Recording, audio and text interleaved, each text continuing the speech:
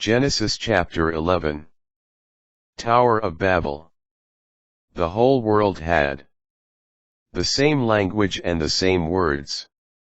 When they were migrating from the east, they came to a valley in the land of Shinar and settled there. They said to one another, "Come, let us mold bricks and harden them with fire." They used bricks for stone, and bitumen for mortar.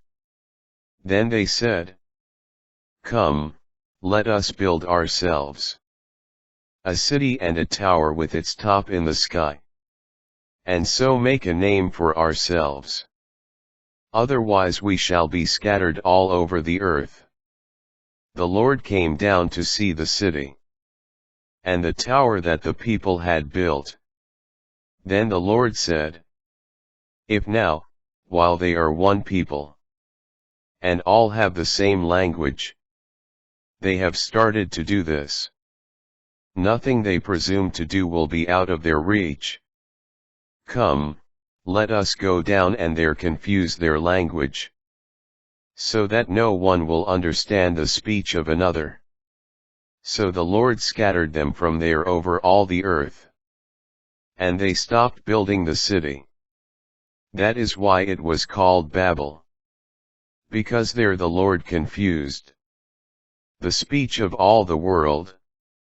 From there the Lord scattered them over all the earth. Descendants from Shem to Abraham. These are the descendants of Shem.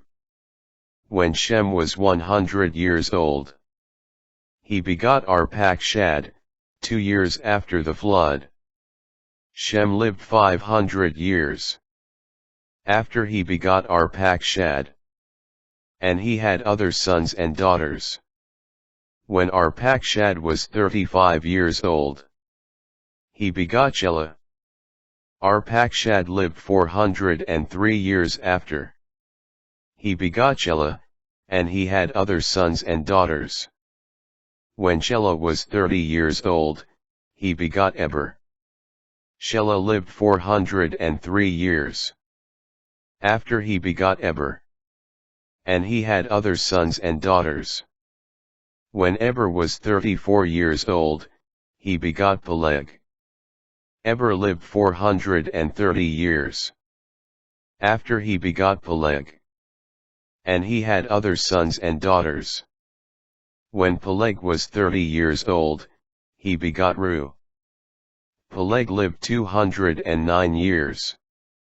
After he begot Reu, and he had other sons and daughters. When Reu was 32 years old, he begot Serug.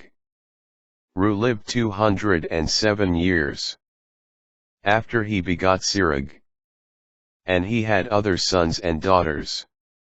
When Serug was 30 years old, he begot Nahor.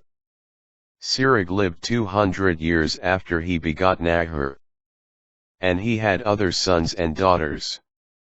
When Nahor was 29 years old, he begot Terah.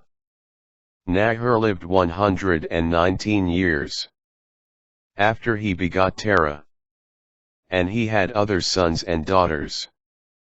When Terah was 70 years old, he begot Abram, Nahor, and Haran.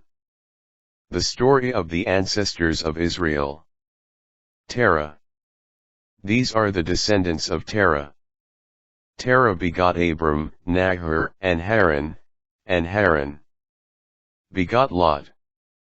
Haran died before Terah his father, in his native land, in Ur of the Chaldeans. Abram and Nahor took wives. The name of Abram's wife was Sarai, and the name of Nahor's wife was Milcah, daughter of Haran, the father of Milcah and Iscah. Sarai was barren, she had no child. Terah took his son Abram, his grandson Lot, son of Haran, and his daughter-in-law Sarai, the wife of his son Abram, and brought them out of Ur of the Chaldeans, to go to the land of Canaan. But when they reached Haran, they settled there. The lifetime of Terah was 205 years. Then Terah died in Haran.